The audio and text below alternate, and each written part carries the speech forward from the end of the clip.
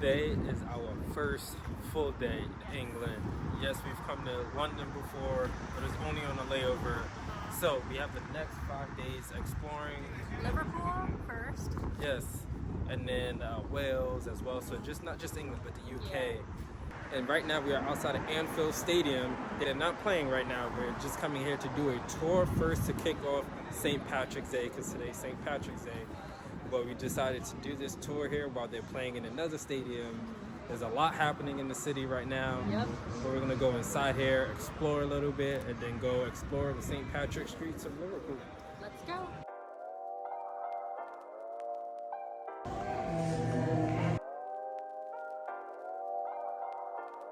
It's been a great tour so far. Learned a lot about it. Honestly, I'm not the biggest football fan or soccer fan. I do like the sport, I just don't know a lot. I don't have a team, I'm not committed to anything. Hopefully with soccer growing and football growing in the US, in the MLS, I can start liking it more, but it's been a good experience. Any ideas who's playing here before us? Everton. We've got European Cups to discuss. Journey starts 1977. We win our first European Cup.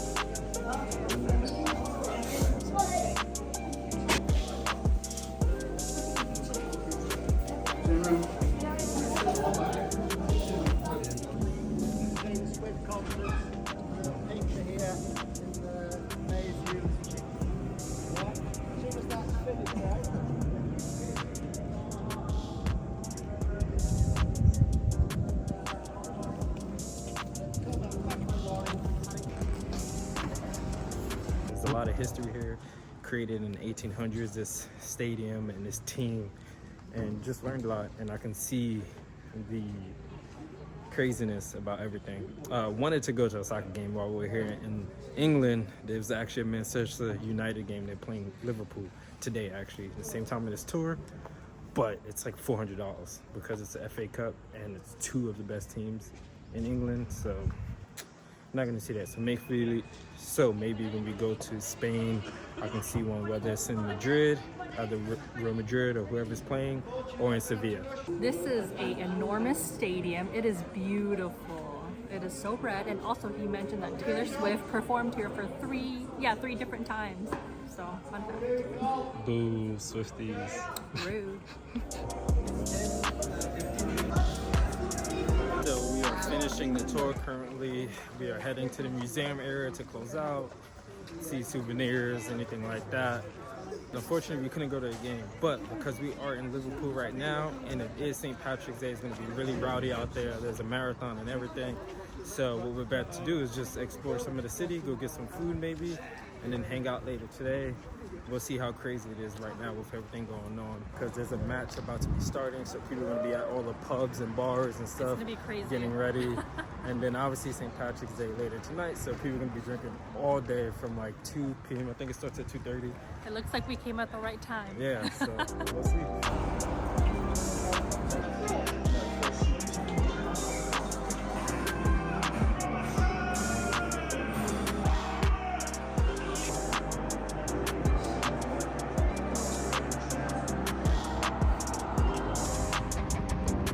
It's so funny. You can tell they really love fish and chips here, because even the Chinese restaurants we're passing right now, they all say fish and chips in Chinese.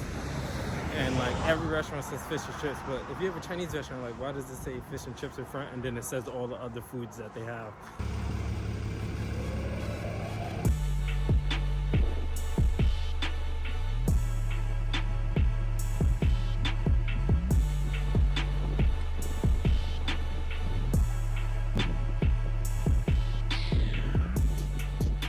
Here at the square right now, and it is busy. There's so many people.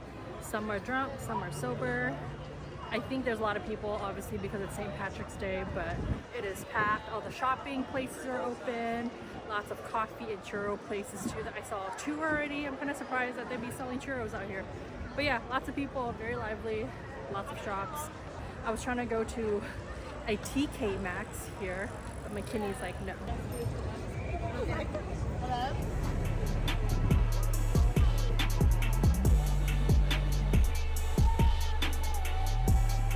So right now we are going down Bow Street, and it's a city, it's a street in Liverpool that's known for just independence of the Liverpool spirit, a whole bunch of small businesses and stuff. But right now it's like a drunken alley. You got girls falling over right now.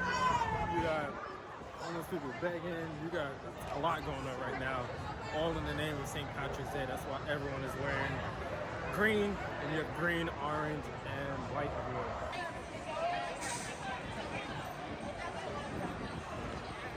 So the one thing Kat mentioned earlier that I was actually thinking as well is that there's a lot of foreigners and I almost said expats, immigrants here.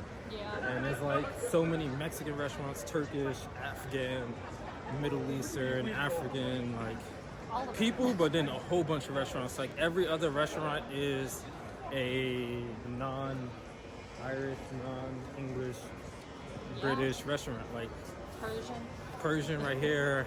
I would say there's more Middle Eastern and African restaurants here than probably English in this area, which is surprising, but not really, because if you look at their football team, for example, majority of those people in those clubs are Middle Eastern, Northern African, or even South American. I'm also heavily surprised that there are Mexican restaurants here. There's like Mexican restaurants in a lot of places, and I'm always surprised. There was a instead of Fogo de Chao, it's Fogo Brazil. There was TK Maxx earlier instead of TJ Maxx. The Mexican restaurant. There was a like Persian or Muslim lady. Sorry. There was a Persian or Muslim lady manning the Mexican taco restaurant earlier, which I don't know. I'm like, so you're not Mexican, you have a Mexican taco place, but I guess that's what they do. The one thing I'm actually surprised about is this church right here. So this is St. Luke's Church, and the crazy thing about this church is that it's used right now for event space, but that's not what makes it crazy. The reason why it's not used as a church building is because it is ruins due to World War II. It was bombed, and majority of the building, besides this major tower right here, was blown up. So it's just the shell of it for like 80% of the church. And that's like crazy to me, because obviously we always hear about World War II. You know, I'm from the US, and the US is heavily involved with World War II and putting it to an end.